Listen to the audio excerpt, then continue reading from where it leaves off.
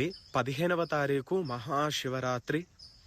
ఆ రోజు ప్రతి ఒక్కరూ కూడా మీ ఇంట్లో ఉన్న శివలింగము లేదంటే మీ దగ్గరలో ఉన్న శివాలయానికి వెళ్ళి నేను చెప్పిన మంత్రాన్ని ఖచ్చితంగా వినండి.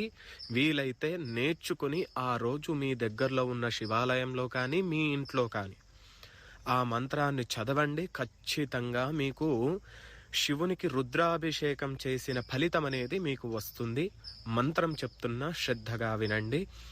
హర హర హర నమః సోమాయ చ రుద్రాయ చ నమస్తామ్రాయ చ అరుణాయ చ నమః శంగాయ చ పశుపతయే చ నమః ఉగ్రాయ చ భీమాయ చ నమో అగ్రే వదాయ చ దూరే వదాయ చ నమో హంత్రే చ హనీయసే చ నమో వృక్షేభ్యో హరికేశేభ్యో నమస్తారాయ నమః శంభవే చ మయోభవే చ నమః శంకరాయ చ మయస్కరాయ చ నమః శివాయ చ శివతరాయ